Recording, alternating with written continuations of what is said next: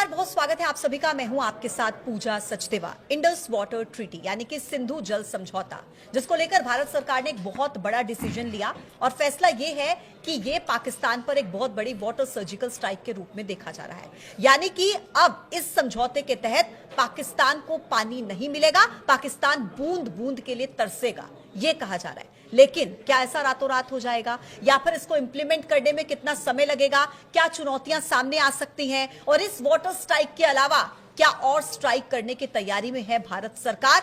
ये सब सवालों के जवाब आपको इस पॉडकास्ट में मिलेंगे। मेरे साथ मौजूद है मेरे वरिष्ठ सहयोगी अंकुर त्यागी। अंकुर जी, सबसे पहले यही समझना चाहेंगे, क्योंकि एक बहुत बड़ा सवाल जो सबके मन में इन दिनों है कि इस सिंधु जल समझौते के जरिए पाकिस्तान पर असर कब से दिखने लगेगा, कब हम देखेंगे कि पाकिस्तान बूंद बूंद के लिए तरस रहा है? देखिए, जब इंडस वाटर ट्रीटी से इंडिया ने कहा कि हम इससे अलग हो, मतलब अभी ये सस्पेंशन के मोड में है और हम इससे अलग भी हो सकते हैं, बेसिकली संकेत यही है। तो अब क्या ऑप्शन है भारत के पास, अब आगे क्या है? बेसिकली आपको समझना होगा कि ये 6 रिवर हैं। ईस्टर्न रिवर्स में आती है रावी, ब्यास, सतलज, और जो वेस्टर्न रिवर हैं उसमें इंडस, झेलम और चिनाब। तो बेसिकली इसका 30% जो पानी है सिंधु का वो इंडिया यूज करता है, 70% पाकिस्तान जाता है जी। तो पाकिस्तान में सिंधु को ये माना जाता है कि पंजाब से होते हुए, सिंध होते हुए, क्रीक से होते हुए ये पूरा जो पाकिस्तान की प्यास है वो बुझाती है।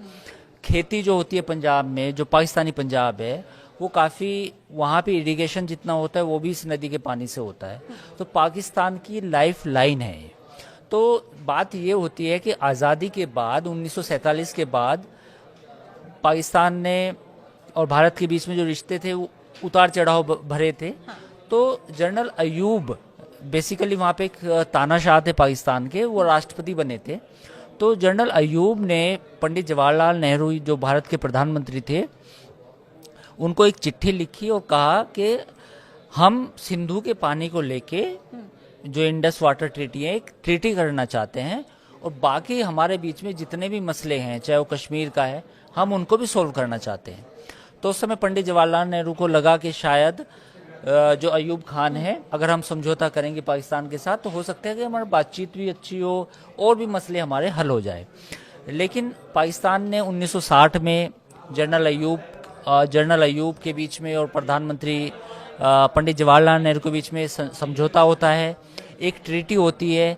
इस ट्रीटी में ये होता है कि कोई भी इस ट्रीटी से यूनिलेटरल बाहर नहीं निकल सकता, इसमें वर्ल्ड बैंक एक थर्ड पार्टी रहेगी। उसके बाद होता क्या है कि ट्रीटी तो हो गई, लेकिन जो कश्मीर का मसला है वो बिल्कुल ज्यों का त्यों रहता है। और 1965 में वही जनरल अयूब जो 1960 में समझौता करते हैं पंडित जवाहरलाल नेहरू के साथ, 1965 में वो हमला कर देते हैं भारत के ऊपर, यानी कि 1965 की जंग शुरू हो जाती है। तो आप ये समझिए कि ट्रीटी के 5 साल बाद ही पाकिस्तान ने जंग छेड़ दी थी। तो पाकिस्तान इस ट्रीटी को लेके कभी भी सीरियस नहीं रहा है। पानी उसको चाहिए, 70% पानी जरूर चाहिए उसे, पंजाब के लिए भी चाहिए, सिंध के लिए भी चाहिए। लेकिन एक ऐसे गुड नेबर, एज ए अच्छे पड़ोसी, उसके जो दायित्व हैं, जो उसके कर्तव्य हैं, वो कभी वो पूरा करने की कोशिश ही नहीं की। लेकिन Ankur ji, as a good neighbour Hindustan ने क्या किया? 3 इतने बड़े बड़े युद्ध हो गए, लेकिन बावजूद इसके इस ट्रीटी को नहीं रोका, कभी नहीं रोका हिंदुस्तान बिल्कुल ने। लेकिन मुझे एक कानूनी दाव पेच इसमें समझना है। जैसा कि आपने कहा कि ये ट्रीटी साइन हो गई, अब इस ट्रीटी में कोई एंड डेट तो थी नहीं कि आप इस तारीख तक आपको इस ट्रीटी को फॉलो करना है। तो कानूनी दाव पेच क्या कहते हैं? क्या दोनों देशों की सहमति होनी जरूरी है, या जिस तरीके से हिंदुस्तान ने कहा कि हम इस ट्रीटी को सस्पेंड करते हैं और सस्पेंड हो गई? देखिए, इंटरनेट ये सस्पेंड तो हो गई, लेकिन अब सवाल ये है कि भारत ने निकलने का ऐलान नहीं किया है, लेकिन अब इसका कोई महत्व नहीं रह जाएगा। अगर भारत चाहेगा कि हम इंडस वाटर ट्रीटी को इनइफेक्टिव कर दें, यानी कि इसका असर ही खत्म हो जाए, तो वो कर सकता है। ठीक। तो एक तो चीज ये, पाकिस्तान इसको जरूर चैलेंज कर सकता है इंटरनेशनल कोर्ट में, वहाँ पे इंटरनेशनल कोर्ट में चैलेंज कर सकता है। लेकिन ऐसे सैकड़ों मामले हैं जो पूरी दुनिया में इस तरह चलते हैं।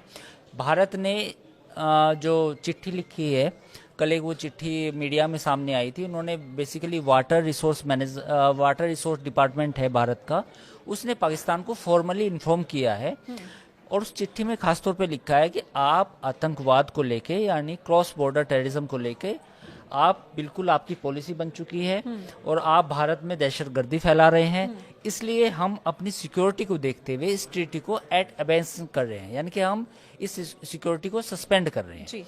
तो इस ट्रीटी को हाँ। हाँ जी। तो ये जब ये सब हुआ तो अब ये मान के चलें कि पाकिस्तान हो हल्ला मचाएगा, इंटरनेशनल कोर्ट भी जा सकता है, लेकिन सवाल ये है लेकिन कि उसके हो हल्ले का असर क्या होगा? असर कुछ होने वाला नहीं है। अगर भारत ये फैसला कर लेगा कि हमें इस ट्रीटी को बिल्कुल नल एंड वॉइड करना है, जिसका कोई मतलब नहीं रह जाएगा, तो वो होके रहेगा। ठीक है। उसके लिए कोई डरने की जरूरत नहीं है। ठीक है अंकुर जी, एक सवाल जो मुझे लगता है कि इस वक्त जो भी हमें देख रहा है हर किसी के मन में होगा कि भाई आप इस ट्रीटी को अगर रोक रहे हैं तो फिर ये जो इतना सारा पानी है ये कहाँ जाएगा? क्योंकि हमें डैम्स की जरूरत होगी, जलाशयों की जरूरत होगी, रातों रात तो ये प्रक्रिया हो नहीं सकती। तो कहीं ऐसा ना हो कि हिंदुस्तान में बाढ़ जैसे हालात हो जाए, क्या करेगी सरकार? बेसिकली सिंधु जब निकलती है लद्दाख से तो डैम चेक एक जगह है वहाँ पे, तो अगर हमें इसे रोकना है तो कहीं ना कहीं बांध तो बनाने पड़ेंगे। हाँ। और वो बांध कहाँ बनेंगे? वो बांध वहाँ से बनेंगे जहाँ से ओरिजिन है सिंधु का। तो जो डैम चेक है जो तिब्बत से बेसिकली ओरिजिन है, तो वहाँ उस इलाके में हमें डैम बनाने पड़ेंगे।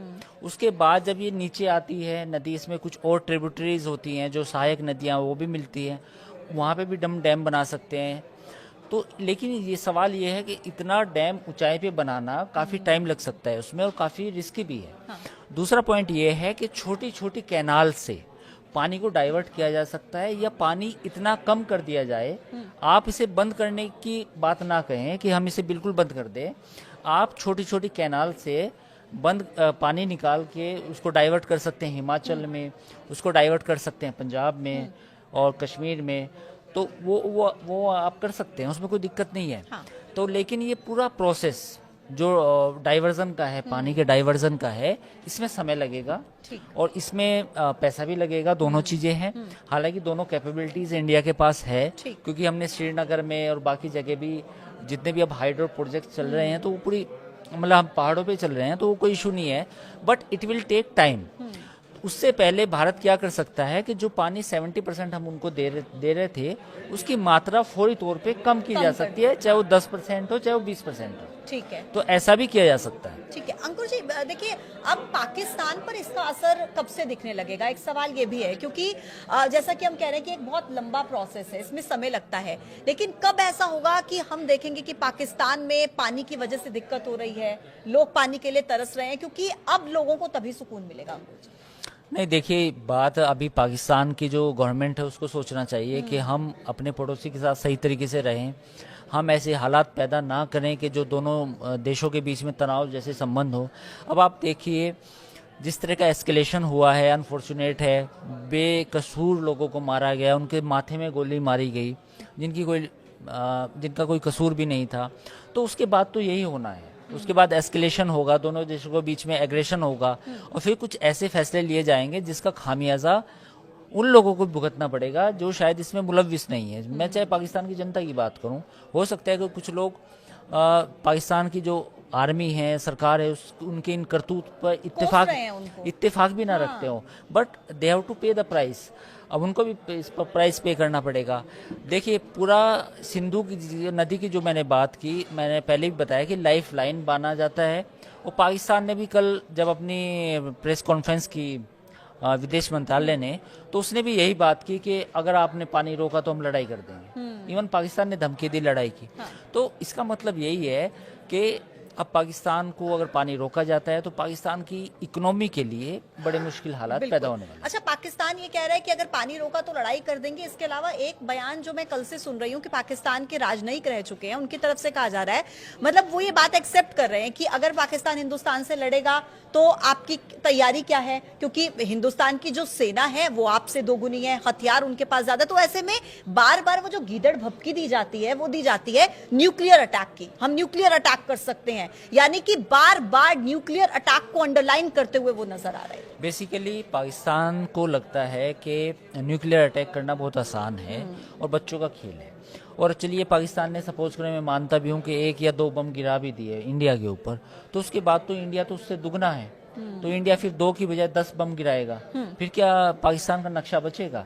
तो ये मूर्खों जैसी बातें करना कि हमारे पास एटम बम है। सवाल ये है कि ये नौबत आती क्यों है? सवाल ये है कि आप कन्वेंशनल वॉर पे भरोसा करें ना। आपको लगता है कि आपको लड़ाई ही करनी है, आप जंग चाहते हैं, आप 2 कौमी नजरिया पेश करते हैं आपके आर्मी चीफ, तो आपको फिर समझना चाहिए कि आमने सामने वैसे लड़ लें। अभी एटम बम की धमकी देना, एटम बम के बाद में क्या होगा, बम गिरने के बाद क्या होगा, इतना दिमाग तो लगता नहीं वहाँ ठीक पर है, किसी के पास है। तो उसके बारे में तो सोचना चाहिए कि अगर वहां पर इतनी पॉपुलेशन पूरे साउथ एशिया में अगर इसका शिकार होंगी एटम बम का, तो कितने बुरे हालात पैदा होंगे। तो मुझे लगता है कि इनको सोचना चाहिए इन बातों को। और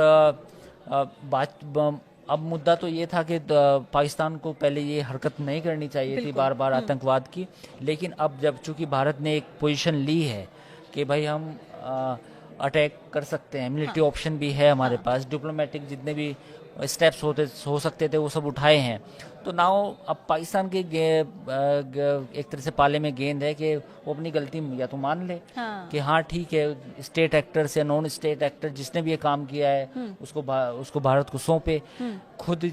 लेकिन अब सवाल ये भी है कि खुद आर्मी चीफ इसमें शामिल है, DGISI को बोला होगा आर्मी चीफ ने कि जाओ ये सब कर दो, तो बड़ी बुरे हालात। अगर कहीं का जो आर्मी चीफ है जनरल मुनीर जैसा कोई इंसान हो, तो उनसे एक्सपेक्टेशन क्या रखी जा सकती है? आप जैसा कि आप कह रहे हैं ना कि भाई ये तो मूर्खों वाली बात है जो कह रहे हैं कि न्यूक्लियर अटैक, लेकिन उनकी मूर्खता पर इतना तो मुझे लगता है आप भी भरोसा कर सकते हैं कि अगर ऐसा करने का उन्होंने सोच लिया कि भाई, तो वो इतना थोड़ा ना सोचेंगे कि आफ्टर इफेक्ट्स इसके क्या होंगे। नहीं, बेसिकली यही प्रॉब्लम है पूरी दुनिया के सामने। अब लोगों को लगता है कि इजराइल ईरान को क्यों नहीं परमाणु बम बनाने दे रहा, अमेरिका ईरान को क्यों नहीं परमाणु बम बनाने दे रहा, क्योंकि जब आप ये सोच लेते हैं कि मुझे तबाही करनी है, अपनी भी करनी है, दूसरे की भी करनी है, तो जब ये मेंटेलिटी होती है तो फिर सवाल उठते हैं। पाकिस्तान को मुझे लगता है कि ये सोचना चाहिए कि ऐसे नौबत क्यों आए। आपने पुलवामा किया, आपने उससे पहले उरी किया, उससे पहले अब ये पहलगाम हुआ, तो ये 3 बड़े बड़े इंसिडेंट हुए। और आपको मालूम था कि इंडिया की अब पॉलिसी ये है कि अगर कोई इस तरह की टेररिस्ट अटैक होगा तो इंडिया विल रेस्पोंड। तो आपको सोचना चाहिए था कि इसके आफ्टर इफेक्ट्स क्या होंगे। तो मैं बहुत सारे इस तरह जो आपने देखा, मैंने भी ट्विटर पे, एक्स पे बहुत सारे बयान देखे हैं फौजी जर्नल्स के, जो जर्नल हैं वहाँ के पाकिस्तान के, वो ऐसी लंबी लंबी छोटी छोटी बातें कर रहे हैं कि ये हो जाएगा, वो हो जाएगा, हम पाकिस्तान फर्स्ट यूज़ कर दे तो न्यूक्लियर अटैक का तो क्या होगा। भाई आप करेंगे तो बाकी क्या, हम क्या, मतलब क्या करेंगे हम, इंडिया भी तो करेगा, तो फिर क्या होगा? पूरी तबाही जो मचेगी उसका जिम्मेदार कौन होगा? ये अभी हिंदुस्तान को वो समझ रहे हैं कि अगर वो कुछ भी कर देंगे तो हिंदुस्तान चुप करके बैठा रहेगा, लेकिन ऐसा होने वाला है नहीं, क्योंकि जिस तरीके से हिंदुस्तान में मीटिंग्स का दौर चल रहा है लगातार, बड़े बड़े अफसरों के साथ और आर्मी चीफ्स के साथ जिस तरीके से मीटिंग्स चल रही है भारत सरकार की, क्या लग रहा है आपको कि थल, जल और वायु, ये तीनों तरीके से क्या हिंदुस्तान इस वक्त उस पोजीशन में है कि स्ट्राइक कर दे, या क्या स्ट्रैटेजी आपको लगता है कि हिंदुस्तान की तरफ से इस वक्त उठाई जा सकती है, अपनाई जा सकती है? देखिए, मिलिट्री ऑप्शन तो है, मैं इससे इनकार नहीं कर सकता। मिलिट्री ऑप्शन होगा, कब होगा मुझे नहीं मालूम, बट मे भी जैसा मेरा अंदाजा है 10 से 12 दिन में हो सकता है। दूसरी चीज ये है कि इस बार नेवी का भी यूज किया जा रहा है, क्योंकि पाकिस्तान पे दबाव बनाने के लिए INS विक्रांत जो है वो अरेबियन सी में की तरफ हैं, जैसे खबरें आ रही हैं। दूसरी बात यह है कि आज मैंने एक्स पे कुछ वीडियो भी देखे, पाकिस्तान की तरफ से भी आ रहा है कि पाकिस्तान अपनी आर्मी का जो मूवमेंट है वो बॉर्डर की तरफ कर रहा है, वेस्टर्न बॉर्डर की तरफ। हालांकि पाकिस्तान के लिए दिक्कत है, इस बार दिक्कत ये है कि जो ईस्टर्न बॉर्डर है वहाँ पे उसको बलूचिस्तान में BLA, TTP, तो ये जो ऑर्गेनाइजेशन है और तालिबान, इन तीनों से जूझना पड़ रहा है। और जो वेस्टर्न बॉर्डर है, वेस्टर्न बॉर्डर में उसको फिर अब इंडियन आर्मी से जूझना पड़ेगा। तो पाकिस्तान के लिए जो बार बार न्यूक्लियर की धमकी दे रहे हैं, उस धमकी का पीछे की कहानी यही है कि पाकिस्तान की आर्मी दोनों साइड से फंसी है। एक साइड से बलूचिस्तान लिबरेशन आर्मी है, TLP है, और दूसरी तरफ इंडियन आर्मी है। तो नाउ पाकिस्तान को ये डिसाइड करना पड़ेगा कि मुझे कितनी फौज ईस्टर्न बॉर्डर पे लगानी है, कितनी फौज वेस्टर्न बॉर्डर पे लगानी है, और इसी बीच में अब उसको समझ में नहीं आ रहा कि करना क्या है। तो फिर वो लास्ट ऑप्शन जो बचता है कि मैं न्यूक्लियर बम चला दूंगा। हाँ, तो वो यही बार बार इसी बात का जिक्र कर देते हैं कि न्यूक्लियर बम चला देंगे। अच्छा, हिंदुस्तान की तरफ से वो टारगेट एरियाज क्या हो सकते हैं पाकिस्तान? देखिए, ये तो सरकार को पता होगा, मुझे भी नहीं पता नहीं, होगा। लेकिन एक जनरल डिस्कशन अगर हम एक करें जनरल तो? डिस्कशन जो चल रहा है आमतौर कि शायद इस बार पीओके में और कुछ, मुझे भी इस बात का आशंका है, मैंने कल एक वीडियो में बोला था कि शायद बहावलपुर में जो जैश ए मोहम्मद का हेडक्वार्टर है, ये मेरा अपना जम्पशन है, क्योंकि जो वो तो सरकारी डिसाइड करेगी, तो वहाँ अटैक हो सकते हैं। लेकिन अच्छा, एक सवाल जो अमूमन लोग भी ऐसे ही बात करते करते पूछ लेते हैं कि जिस भी बेस कैंप पर अटैक करने का की कोशिश की जाएगी या टारगेट किया जाएगा, अब ऐसा तो है नहीं कि वहां पर छुप के बैठे होंगे, तो उनको भी तो इधर उधर करने की पूरी कोशिश वहां की जो लोग हैं वो भी कर रहे होंगे, वहां की सेना भी कर रही होगी, वहां की सरकार भी कर रही होगी। तो ये टाइमिंग और जो इंटेलिजेंस है वो बहुत मैटर रखती है इसमें। बिल्कुल, देखिए, इसमें टाइमिंग का भी महत्व है, सरकार के डिसीजन मेकिंग का भी महत्व है, उसको करना क्या है। हम आप रोज डिस्कस कर सकते हैं कि कहाँ होगा, यहाँ होगा, वहाँ होगा, पर इट डजंट मैटर, इसका कोई मतलब नहीं है। हाँ। सवाल ये है कि जब गवर्नमेंट को, इंटेलिजेंस को ये लगेगा कि यहाँ पर इस पर्टिकुलर पोजीशन में इतने लोग टेररिस्ट हैं, इतने लोग बैठे हैं, इतने लोग यहाँ रोज रहते हैं, हाँ। और ये वही लोग हैं जिन्होंने बार बार टेररिस्ट एक्टिविटीज में पार्टिसिपेट करते हैं, वो आते हैं, तो then they will choose a target, then they will attack on. लेकिन होगा जरूर, ऐसा लग रहा है। बिल्कुल, ये तो इमिनेंट है, मतलब ये तो ऑब्वियसली होगा। ये 10 से 12 दिन लग सकते हैं, या ज्यादा ज्यादा 2 हफ्ते। अच्छा अंकुर जी, एक आखिरी सवाल जो मैं करना चाहूंगी शिमला समझौते को लेकर, जिस बारे में हमने कल भी डिस्कस किया था, इसके बारे में मैं कुछ ऐसे तस्वीरें और वीडियोस देख रही थी जिसमें पाकिस्तान के लोग खुद ही ये कह रहे हैं कि शिमला समझौता को रद्द करके ये तो पाकिस्तान ने अपने ही पैर पर कुल्हाड़ी मार दी। हाँ, इसका वैसे कोई मतलब नहीं रह गया था। शिमला समझौते का मैं क्या था, बेसिकली ये था कि आपकी जो पोजीशंस हैं वो हैं, हमारी पोजीशन ये रहेगी, हम कोई भी इश्यूज को, बायलैटरल इश्यूज को आपस में मिलकर डिस्कस करेंगे, कोई थर्ड पार्टी नहीं होगी। प्लस जो एलओसी है, एलओसी को हम एलओसी मानेंगे, लाइन ऑफ कंट्रोल, आप आगे नहीं बढ़ेंगे और हम भी आपके साइड में नहीं आएंगे। तो ये सब हुआ था। कुछ मैप्स भी एक्सचेंज हुए थे, जो उधर के गुजरात के थे, कच्छ के थे, कि ये इलाका हमारा है, ये आपका है, ये ऐसे करके हुआ। तो अब लेकिन उसका कोई महत्व नहीं रह गया। शिमला समझौते के बाद आपने करगिल किया, करगिल में लड़ाई हुई, उसके बाद और भी बहुत मसले हैं, मुंबई में आपने अटैक किया, आपने कहाँ माना, आपने कहाँ डिस्कस, आपने डिस्कस नहीं किया कुछ कि हाँ हमारे कुछ इश्यूज हैं। कश्मीर आप कहते हैं, कश्मीर के अलावा बहुत मुद्दे थे, कश्मीर भी डिस्कस कर सकते थे, इंक्लूडिंग भारत हमेशा यही कहता था कि पहले आप बाकी मुद्दे सोल्व कीजिए, हम कश्मीर भी डिस्कस कर लेंगे 1 by 1 अगर आपको लगता है तो। बट पाकिस्तान हमेशा यही कहता था कि कश्मीर सबसे पहले डिस्कस करेंगे। Kashmir is a juggler when, है ना। जगलर वेन के चक्कर में बिल्कुल, ये पूरा मुल्क, मैं क्या बताऊं कि 1947 से ये इनका जो ऑब्सेशन है कश्मीर को लेके, और वो जो ऑब्सेशन ऐसा है कि वो आज तक खत्म नहीं हुआ। जितने भी जनरल आए, मुशर्रफ आए, जियाउल हक आए, अयूब खान आए, और अब ये आसिम मुनीर आए, इससे पहले बाजवा आए, इससे पहले कियानी आए, सबका ऑब्सेशन कश्मीर था। और कश्मीर का एक ऐसा चूरन इन्होंने बांटा है अपनी आवाम को कि वो बार बार वही चूरन दिया जाता है कि देखो जी हमने कश्मीर लेना है, 4 जंगे भी कर ली हमने इंडिया के साथ, उसके बाद भी कुछ मसला हल नहीं हुआ, तो ये चूरन बेचता रहेगा पाकिस्तान। और मसला कश्मीर तो कभी मिलने वाला है नहीं, कश्मीर कभी मिलने वाला भी नहीं है, इनके ख्वाबों में भी नहीं आएगा। उसकी वजह ये है कि आप अपना, अब वॉरफेयर जब होता है, जब लड़ाई होती है, वो मिलिट्रीली नहीं होती, वो इकोनॉमिकली भी होती है। किसी भी लड़ाई में कौन सा मुल्क कितने लंबे टाइम तक सस्टेन करता है, और ये तो पहले से ही ऐसा मुल्क है जो भुखमरी से मर रहा है। बिल्कुल, आप 2 साल पहले डिफॉल्ट पे था पाकिस्तान।